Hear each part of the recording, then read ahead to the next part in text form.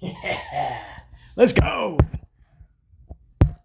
My unit, salute, amped up, July the 9th, 2025. We got a jacked, packed, stacked show coming at you today. I know I say that often, but I truly mean if there was ever a show to amplify that ass, this is that show.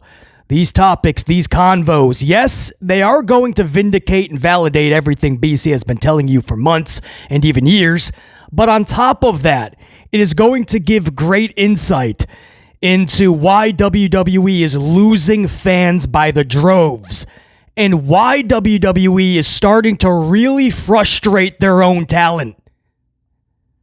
Because one of our segments today, it's the cold open teaser, I'll let you know right now. One of our segments, we're going to start off with this segment, has to do with another WWE talent, and one that is organically becoming super over, by the way. Organically, which Hunter Hearst Helmsley cannot stand because he doesn't have a hand in this creation. But someone who's getting over real organically. He is now confirming himself about last-minute booking and how this roster, they don't know what's going on because the company doesn't know what's going on because Hunter Hearst Helmsley, Paul Levesque, McMahon doesn't know what's going on. We're going to talk all about it. I'll give you a quote. And screw it. It's the cold open teaser, but we're amplified, so I'll let you know. It's from Karrion Kross. But I'm going to give you many quotes from many wrestlers that are telling you, confirming, they don't know what's going on. You talk about a sloppy shop. You talk about minute-to-minute, moment-to-moment booking. Forget long-term storytelling or long-term booking. Helmsley isn't booking for tomorrow at this point. He's booking minute-by-minute, moment-to-moment, and the wrestlers are telling you this. That's going to be what we're starting off with. I'm going to start off with that segment. And then later in the show, another really good segment we like to call on this channel, Stupid Shit That Bubba Says. Bubba Dummy from Busted Open. That's right. Bubba usually says a lot of dumb shit, right? That's what Bubba's known for, basically, on this podcast that he does. Successful. Great for the boys, by the way. Do your thing. But when Bubba opens his mouth, a lot of dumb stuff comes out. So much so that you kind of just ignore it at this point. You just look right past it. You don't even acknowledge it. It's normal at this point. But every once in a while, it's fun to just rip something apart that Bubba is saying, and it usually has to do with his personal queen, right? Someone who he loves more than anybody, Charles Flair, Charlotte Flair. And he is constantly hanging off the right tit. Sometimes he'll switch over to the left tit, but he is constantly hanging on the tits of Charlie Flair. At one point, he even said, I would just put all of the titles on Charlotte Flair because that will get heat. I don't think Bubba understands that's not the issue right now. People need a complete rehaul of Charles Flair. They have pushed her for over 10 years. But wait till you hear what Bubba Dummy is saying now. And it's not just what he said, but it's the substance of it. Are these people over a busted even thinking, or at least Bubba Dummy, is he thinking about what he is saying? We'll talk about it. You guys decide. That's coming up in a segment we like to call on the chill. Stupid shit that Bubba says. That's coming up. Always a fun segment.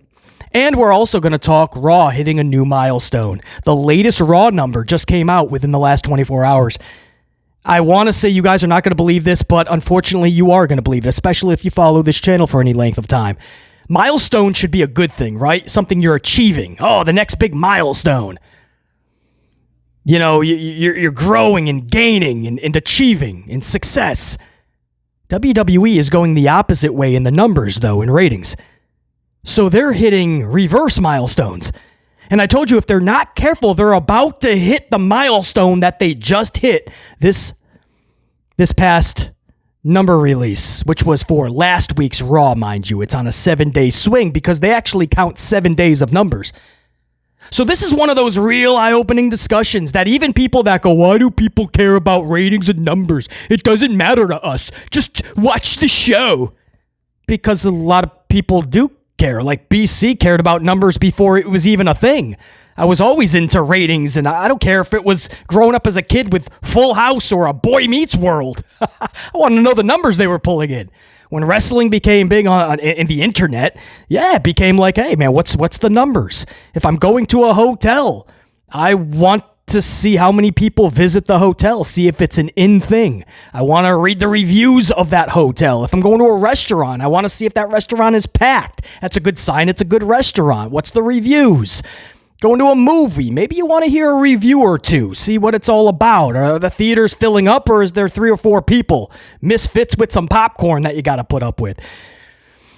It's okay to know about the thing that you love if it's pro wrestling, to know if it's actually what the company like WWE is telling you, right? The business is on fire. Well, record revenue is different than the business being on fire, right? With fans actually into what you're doing. And TV ratings at an all-time high, or should I say at least merchandise, fan interest, because I understand streaming now and cord cutting and highlights, but that's the problem. If you feel like you have to watch a show in 4 minutes of highlights, you're probably not creating must-see TV.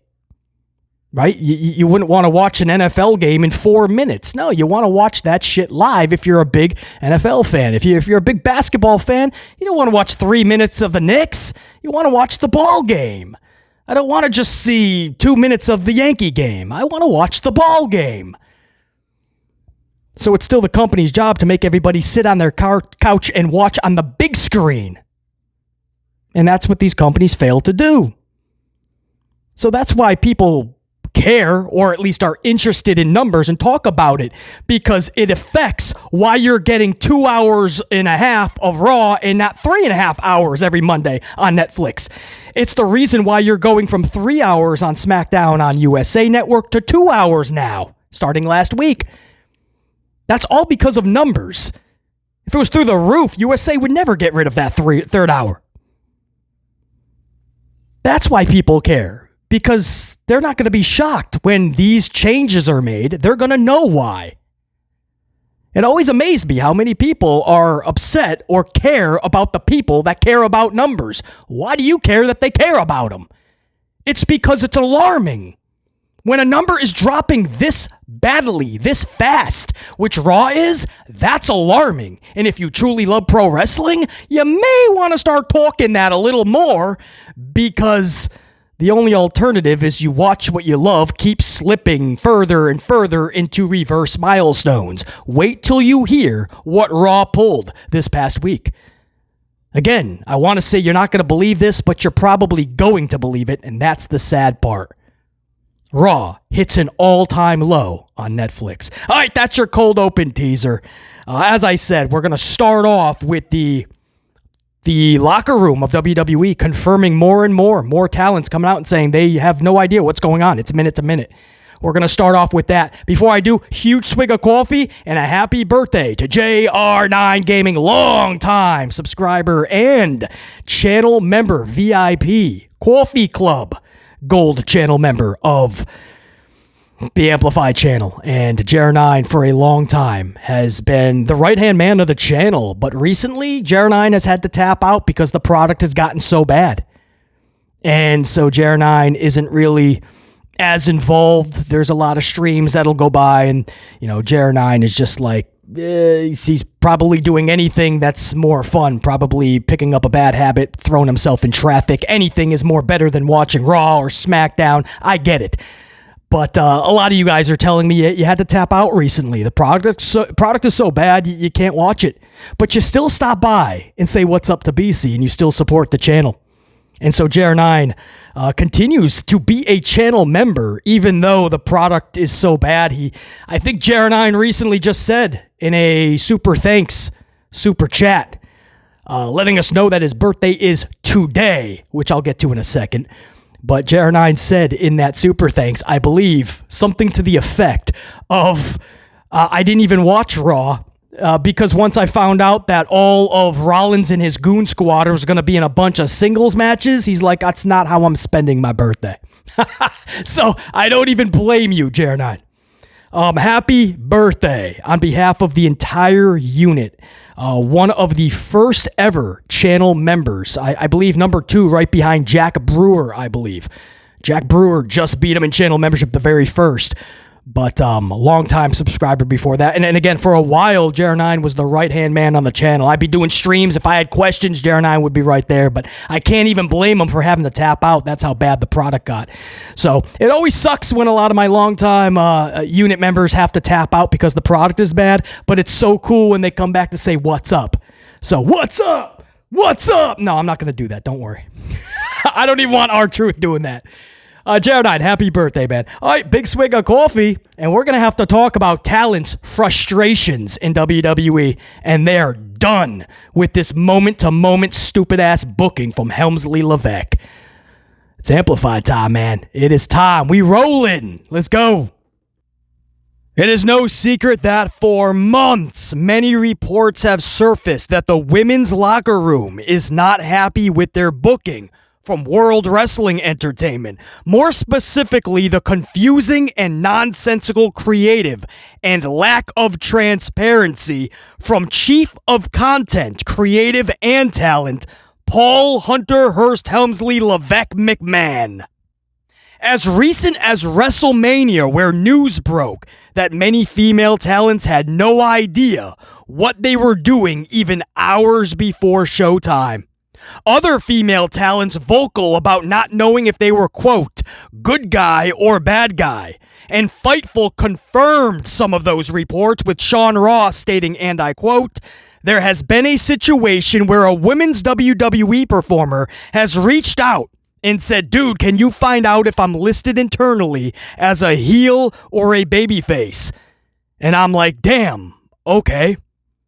And then just this week, new reports breaking that, quote, several WWE women wrestlers are reportedly unhappy with the upcoming Evolution PPVPLE, citing poor scheduling leading to low ticket sales and a perceived lack of importance given to the show after such a long hiatus. Some feel the event is being overshadowed by other major events like Beyonce's tour, of course Major League Baseball's All-Star Week, and AEW All In. And there is a perceived lack of anticipation being built within the company. Again, Fightful stating, and I quote, a lot of them felt it was a setup to fail and hastily produced. But if that wasn't a headache enough for the anointed son-in-law, now word is breaking that the frustration has extended from the women's locker room over to the men's side of World Wrestling Entertainment. It has spread company-wide. Reports indicating that even top talent is growing increasingly frustrated with, quote, stop-and-go booking and not knowing what the they're supposed to be doing. While we cannot confirm the exact talents that are sounding off, these reports do coincide and collaborate with a plethora of talent stories as of late, claiming they had zero prior knowledge of their booking until nearly last minute. Alexa Bliss recently confirmed her confusing and chaotic Royal Rumble return. And I quote, I got the call at midnight, and it wasn't even fully decided until like 4 a.m. Then I get a call at 5 a.m. They're like, all right, we need you on a plane by 10 a.m. I flew to Cincinnati so no one would see me. Got driven in, had to cover up, got snuck into a back room. There was hair and makeup waiting. I didn't even get there till 4. The first match was starting at 6. So I got there at 4 and I hadn't slept, because this was an all-night process. If you think that was confusing and chaotic, it was just as bad for the talent that Helmsley decided to replace with Bliss, Shotzi. Shotzi has spoken out about the situation, explaining that she was informed about the change just a day before the event. She received confusing orders from producers and scrambled to make the event after being told to fly in on short notice, then was subsequently removed. Zelina Vega recently spoke out on her bizarre U.S. title victory in the middle of a random SmackDown show. Quote, "I actually didn't know until maybe 3 hours before the show started. I remember when they told me, I was like, whoa, okay then." The only thing more bizarre and last minute than Zelina's U.S. title win is Zelina's U.S. title loss, which was also during the middle of a random SmackDown show and just 2 months after her victory, where, and I quote, "the title change was reportedly a last-minute decision, with Vega learning about it only an hour or two before the show." Vega would later confirm this report. Jey Uso admitted that he didn't find out he was winning the Royal Rumble until hours before the show. Officials informed Uso that he would be in the Final Four, and later it was decided that he would win. And yet another recent and wild confirmation of last-minute booking came from Karrion Kross, and it involves Kross's Night of Champions matchup with Sami Zayn from just last weekend. According to Kross, and I quote, "People, fans all over the world are the reason why I was on Night of Champions. This was something I was told about last minute. This is not something that was in the works. I want people to know that they made that happen." End quote. Imagine that. There was only 6 matches on that card in totality. A Rhea Ripley-Raquel Rodriguez street fight was also thrown on the card just days before. We also know Damian Priest was taken out of the Jacob Fatu feud and replaced with Solo Sikoa last minute for Night of Champions. Priest then thrown between the R-Truth Aleister Black conundrum. Anyway, guys, these are just some examples of talent themselves confirming that they have no idea what they're doing because the company has no idea what they are doing. Helmsley Levesque has no idea what he's doing. No company can function with this level of lack of transparency. So I guess it was only a matter of time before the roster just tapped out collectively and declared enough. Will more and more talent speaking out actually change anything? Well, that remains to be seen. Right now, it's clear this current WWE doesn't really care about fans or talent and is really just focused on their next big money grab. So there you have it. That was a lot of fun to record. Full transparency, which this company knows nothing about. But full transparency, that was recorded earlier over morning coffee. And I just love doing pieces like that because you get to put the pieces to the puzzle together. And you get all these reports. And then you have the talent themselves confirming, backing up those reports. So when you're able to put all the puzzle pieces together and record a segment like that, and I can distribute that to my audience, it's everything I wanted this channel to be and everything that it's going to continue to be. No sugarcoating on this channel. I ain't going to BS my audience, and we're not going to have BS conversations. We're going to leave our feelings and our opinions and our thoughts to the wayside because I don't care about them, not even my own. I want to talk facts because when we talk facts, we can actually make something great. We need to make pro wrestling great again. We can only do that if we're being honest. And if we're being honest, Hunter Hearst Helmsley, Paul Levesque McMahon sucks at his job. That's just the facts. He's a wrestler. It's like Kevin Nash trying to book WCW. It ain't going to work. Hulk Hogan trying to book TNA. It ain't going to work. Helmsley trying to book WWE, trying to be Vince McMahon, but you're not. And that's why this fails. He's a wrestler. That's fine. Give him an office job in Stamford, Connecticut at the headquarters. Or he likes to be on camera all the time. Make him a GM if you have to, an authority figure, but an on-air talent, Raw, SmackDown, or both. That's fine. But he cannot be head of talent, creative, and content, which he is right now. Because he's not good at it. And more talent is becoming frustrated. They don't know what they're doing. They don't know what's going on. And fans are clearly leaving by the droves. We'll talk about that coming up. But we do have to move on because, but wait, there's more. And this is a fun segment. I love doing these on the channel. This is a segment we call Stupid Shit Bubba Says.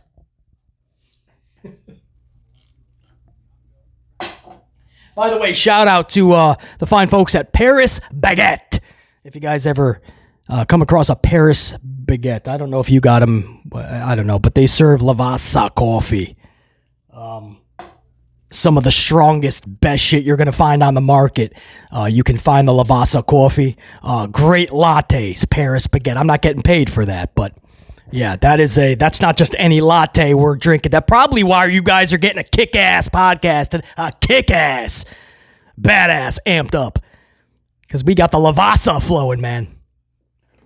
But this is the segment we call Stupid Shit That Bubba Says.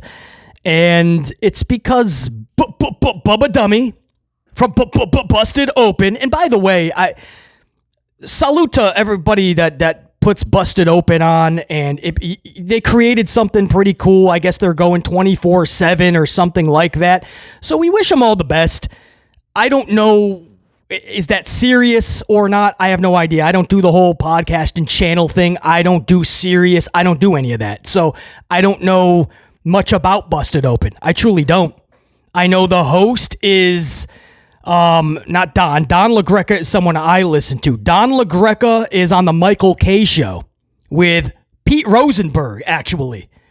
Or at least they were. It was called the Michael K show. Michael K recently went to mornings, but I believe Don LaGreca and Pete Rosenberg still do the afternoon show for New York. Michael K is the voice of the Yankees. So Don LaGreca had a pretty good prominent role. He was the co-host on the Michael K show.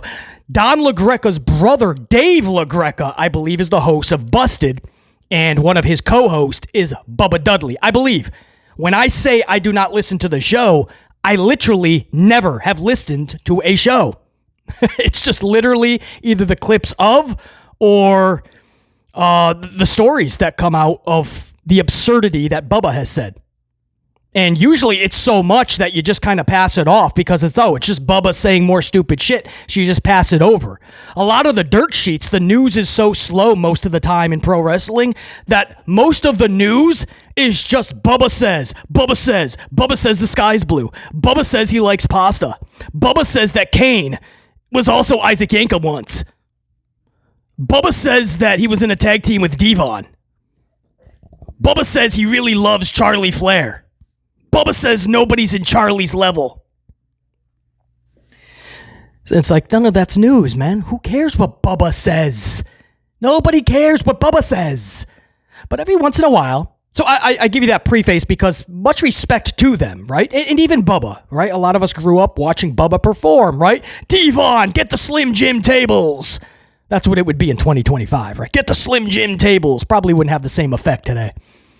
Putting Mae Young through tables, much respect. But nowadays, man, some things just don't go together, right? Bubba and a podcast just don't go together because a lot of stupid shit exits the mouth. And a lot of it just happens to be about Charlie Flair. He has to get off her tits. I don't think Charlie's going to go for the dude. I really don't. Best of luck if that's the goal, but I don't know. She is recently divorced again for the third time. Maybe. I just don't see it. I think he actually did have something with Brooke Hogan, Hulk Hogan's daughter. So he does have a thing with the blonde daughters of legends. And then he had another one from TNA, a pretty hot superstar. That wasn't Velvet Scott. Was it Velvet Scott? I don't know. I don't want to start throwing out names. But he had some hotties. I mean, Bubba of all people. So I guess Bubba's got some game. But he's really shooting that shot on Charles Flair, man. Time after time. And some of the things that he's saying, it's just like, yeah, we could easily pass it, but it's more fun if we just rip it apart. I mean, he said things like, put all the titles on Charlie. That'll get her real nuclear heat. It's like, Bubba, that's not the issue. The issue isn't giving her nuclear heat. The issue is nobody cares. Bubba doesn't understand. It's beyond just booking of Charlie now. There needs to be a revamp and a rehaul for the ages. This is the equivalent to if The Rock never became The Rock and he was just Dwayne Johnson forever. Yeah, that was never going to work. Imagine just getting Dwayne Johnson. Rocky Maivia. Rocky Maivia for 10 years. Not The Rock. Could you imagine just getting Ringmaster? I mean, maybe that would be a little better than Rocky Maivia. Ringmaster and not Stone Cold. But if Isaac Yankem was just him, Isaac Yankem for 10 years and not Kane. Could you imagine Bray Wyatt was just Husky Harris for 10 years and not Bray Wyatt? Could you imagine if Roman Reigns kept getting forced for 5 to 10 more years instead of turning heel years ago and getting the best version of Roman and linking up with Paul Heyman and creating the bloodline? We would have never gotten all that. We would still be getting forced face Roman. No, sometimes you have to do a complete revamp with some people. For some reason, they will not do it with Charles Flair. She'll turn heel and face 800 times because she has. I always said nobody has turned face and heel more times than the Big Show, Paul White, and Kane, Glenn Jacobs. And then Charlie came around and said, hold my coffee.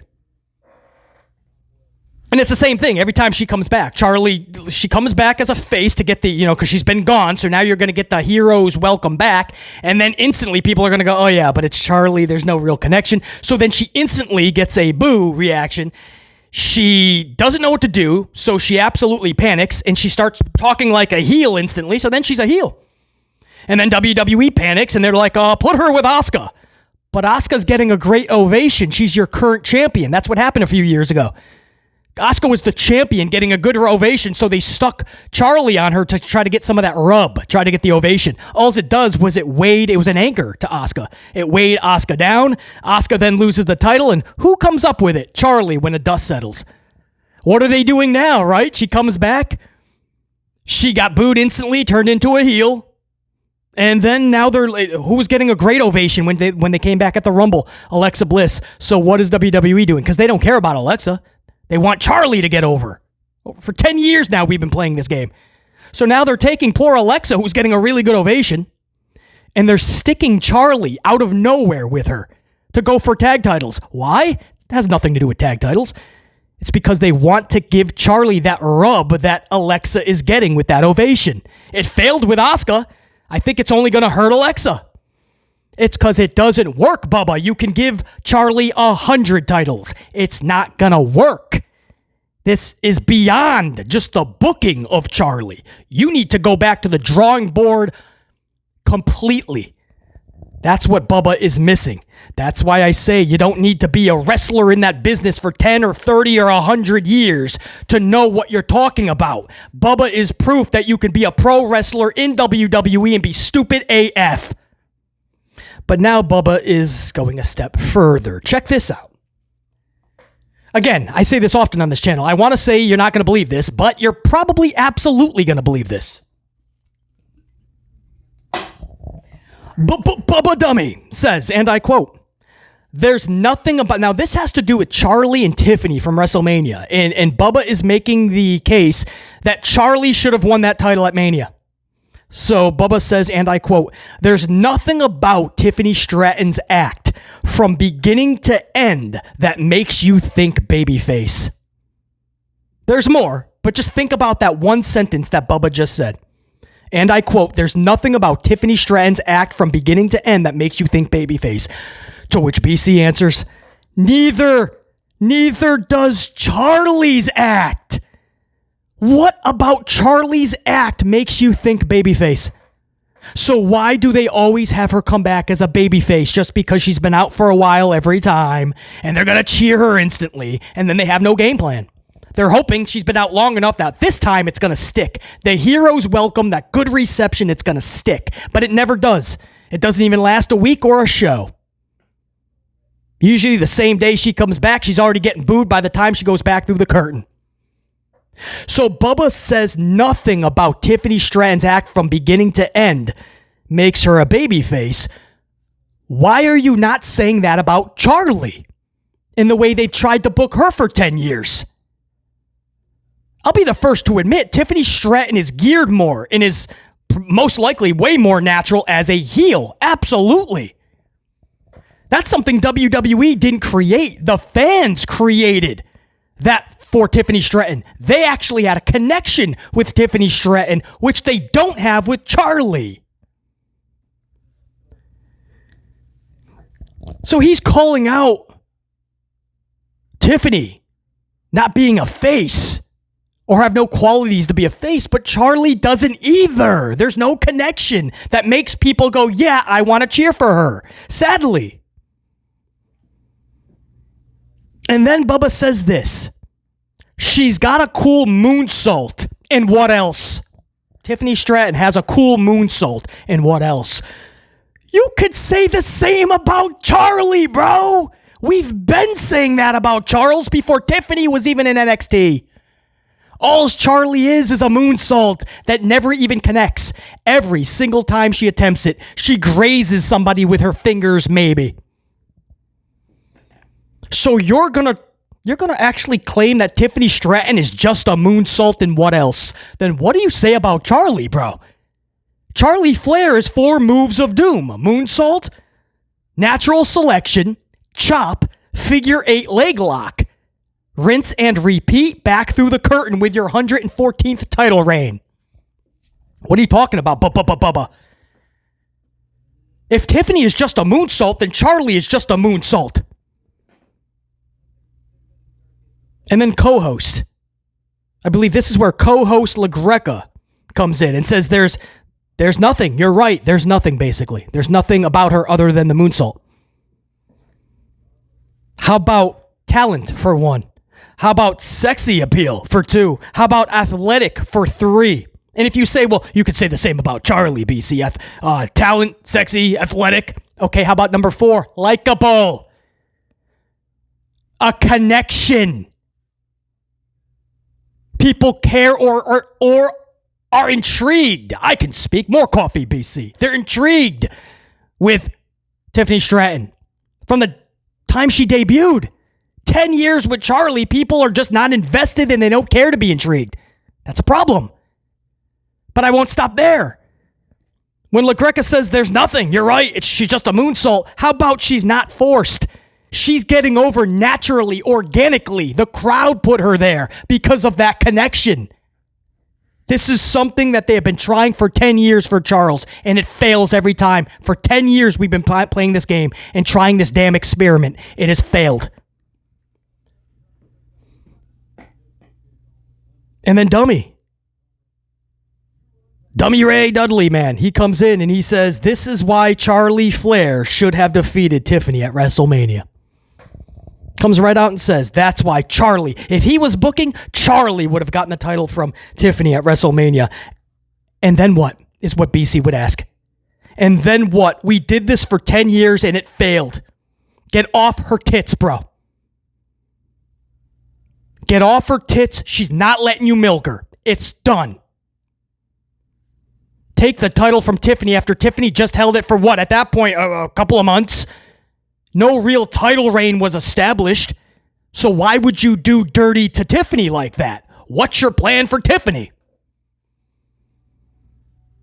It's stupid. There's no thought put behind this other than he loves Charlie Flair and he wants Charlie to have all the titles and all the big victories and Charlie's the greatest of the greats. But she's not. Charlie's not the greatest of the greats. There's people that are way more athletic, way more talented, obviously more over, more everything. This is why Charlie Flair should have defeated Tiffany at WrestleMania. And then what? We just play the same game over and over. Now Charlie has the title again. What now, Bubba? We've did this for 10 years. What's going to change? You think she's going to get nuclear heat because she just played Tiffany?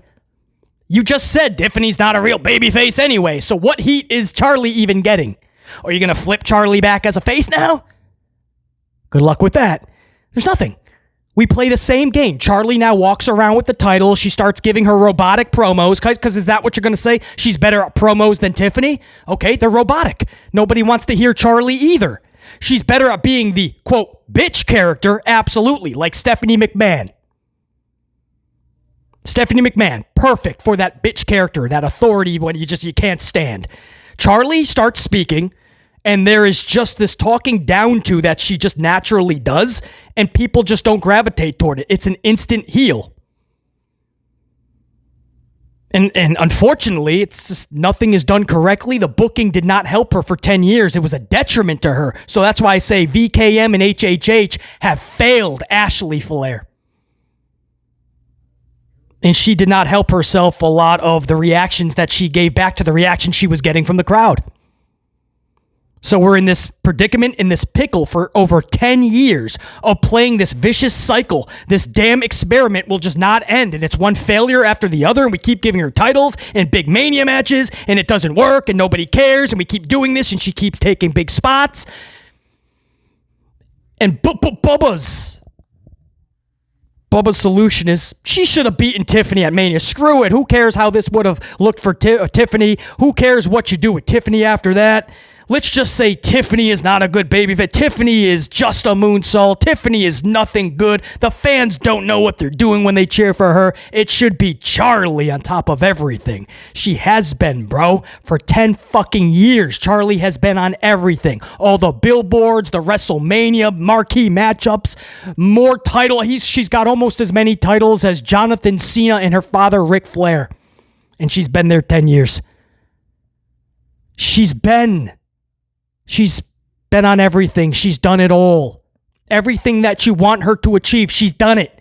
And it failed miserably. And we know that because you're still bitching and complaining that Charlie doesn't have a title right now. Charlie all of a sudden's being held down. What are you talking about? If the company had it their way, she would have came right back and at Mania picked up a title. The only reason she didn't is because there was such extreme backlash from fans. Like, not again. And Bubba wants to just do the same thing over and over. Just keep giving Charlie. We'll do this another 10 years, according to Bubba.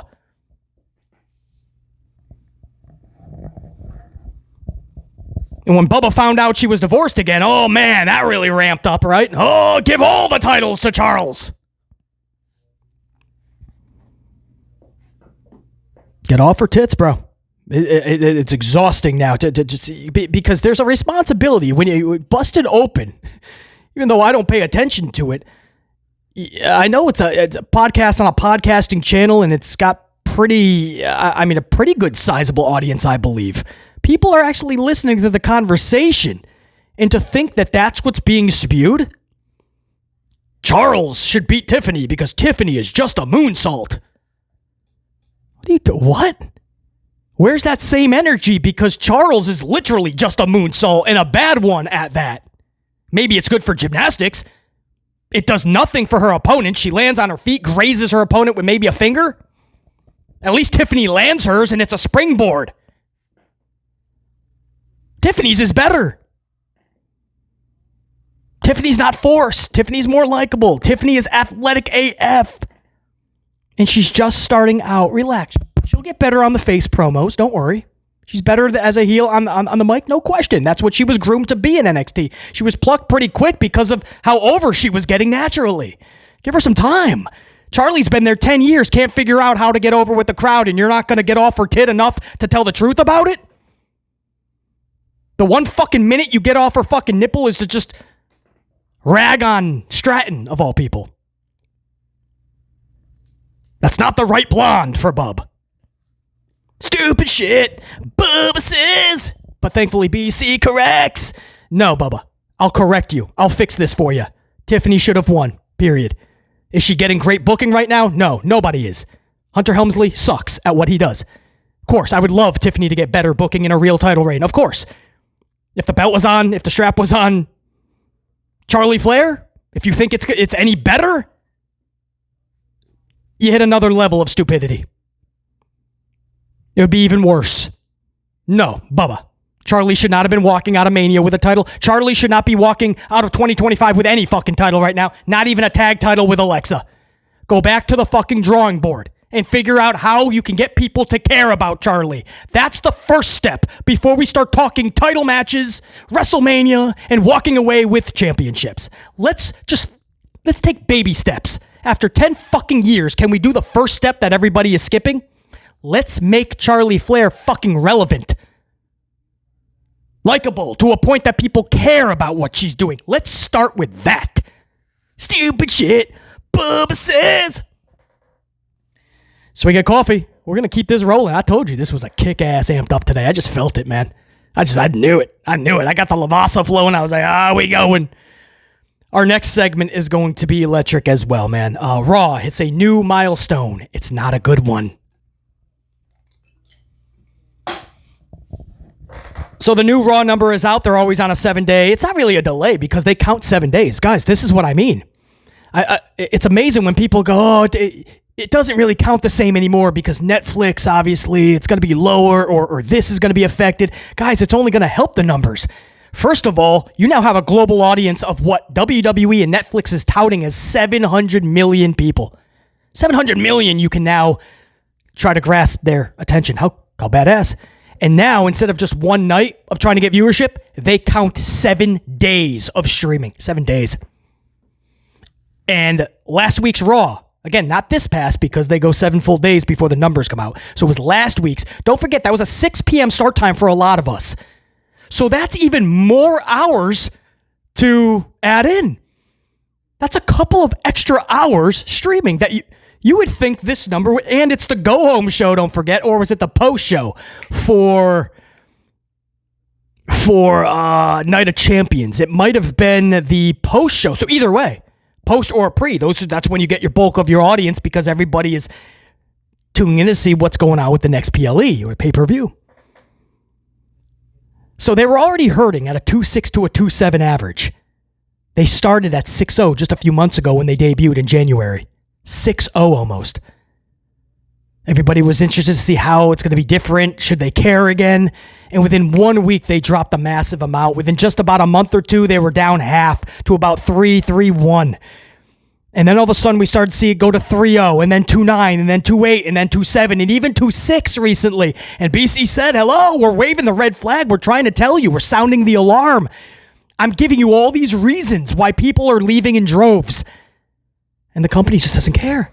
They keep parading out Uso to yeet because all the kids are yeeting in the audience. They bring out Seth with his new Goon Squad, even though they're heels, supposedly, but they have the same song. They don't even have a name for the group. Paul Heyman is now oddly there with Seth when there's no chemistry, and they don't even belong because Seth is his own mouthpiece, and now Paul Heyman is just a fucking Origel, an oracle. And so many issues. Heel versus heel matches nonstop. Face versus face matches. Nothing makes sense. There's no creativity. Nothing is fun. These shows are chores. They're exhausting to get through. All of these things. We talk about it. And if we talk about it and then the number comes out and it's a really good number, BC will take an L. I'll be like, dude, I didn't read the room properly. I guess the show was good. But every time I rip the show apart, the numbers come out and it proves everything that I was saying. It backs it up. Because more and more people are agreeing with BC and going, no, I can't watch this. You guys are telling me all the time, BC, I'm still going to support. I'll still stop by and say, what's up? I can't watch the product anymore. I hear you. And my audience ain't bullshitting because the numbers are showing it. So listen to this. They were at 2.6, 2.7 average. That's sad. Because I told you guys, if they're not careful, the new milestone is not a good one. Backwards. It's going to be 2.5. And then we got to start thinking 2.5. Right, you go by 250,000 in viewers. So 2.25 would be the next unfortunate milestone. And then you're talking 2 million and under. This isn't cable. This is streaming. This is where you were touting that now you can reach 700 million people. So where the are 698 million? Guys, Raw, the last recorded number, pulled a 2.5. It is the new low in the Netflix WWE relationship history. This is the lowest recorded number for Netflix and WWE at 2.5. Amongst a really big part of the calendar year, Night of Champions, Evolution, Saturday night's main event, and a couple weeks SummerSlam. Money in the Bank. 2.5. The lowest number for Netflix. They're going backwards at an alarming rate. This is why I say when people go, why do people follow the number? Numbers don't matter anymore, man. Screw the ratings. Just care about the just watch. Why do you care so much? We want to know why WWE SmackDown's going to 2 hours again, which it needed to do. And it needed to because the show sucked. And enough viewers, I mean, they're stuck at a 1.4 on average on Friday nights. Stuck. They only went backwards from the 1.9. So they had to go to 2 hours. Well, that happened because of numbers. USA made the final decision on that. Why? Because of numbers. So, yeah, we want to know why things are being done. Why is it 2.5 hours on Monday nights, not just 2 or even 3? Numbers tell us, what's the big deal? We want to know. We follow numbers and we talk about it. Are people going to lose sleep because people are talking about ratings and numbers? Tough shit. WWE is losing viewers at an alarming rate. That's a fucking problem, and it's going to be discussed. Take it further. This is sad. 5.2 million hours were watched last week. The week previous, 5.2 million hours. This week, 4.6 million. 4.6 million. Down 600. Yeah, over 500,000.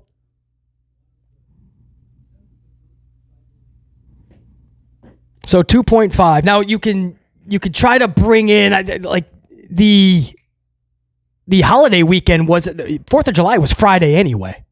So that was more toward the weekend. So your bulk of viewership would have already been done Monday, Tuesday, Wednesday, Thursday, into even Friday. But in streaming anyway. So, you got the kids in the back on the car, right? They're all watching on their little stream. So that all it wouldn't have mattered. But you can add in all of that. In recent weeks, they're showing you that the average is 2.6 anyway. So even if you want to reverse this somehow and start giving excuses, then what do you say? Then it would be back at a 2.6, right? There's no evidence telling you it'd be 2.7. But all we know is the number is 2.5. 2.5. It's a new low for Netflix, and I absolutely believe, I just know it's going to be the case. Netflix has an opt-out after 5 years. I think they're going to try to look for a way to get out even before. They're going to try to come with some legality loophole that says that WWE is not fulfilling a commitment or 2 or 3. Watch. Netflix is known for ditching shows that are doing actually pretty good, but not up to their standard, and they will cut shows that many people thought there'd be another season or 2 at least. They're going to try to get out of this. If you think it's going to stop at 2.5, absolutely not. Don't be shocked at all if you start seeing 2.4, and then what, 2.25? Are we really at that point going to be talking 2 million and less on streaming? This has gone beyond people going, I just watched the highlights. This is worse than that. People aren't even caring about highlights anymore. Those numbers as well down dramatically from just year-to-year numbers. A new low for WWE Raw. If only somebody was being honest the whole time and reviewing these shows to match that number. Oh, wait. We, the Amplified Unit, BC, has been doing it from day one. I told you, I got you guys, man, with the honest amplification. I ain't going to sugarcoat. I ain't going to BS you. And when the numbers come out, you can rest assured BC had your back. We were truthful in our reviews, and we will continue to be. SmackDown, Raw, any show that we cover. That's what I got for you. Amped Up, Wednesday, the 9th of July, 2025. Until next time, and it will be that next time. Amplified Unit, BC saying check you. Salute!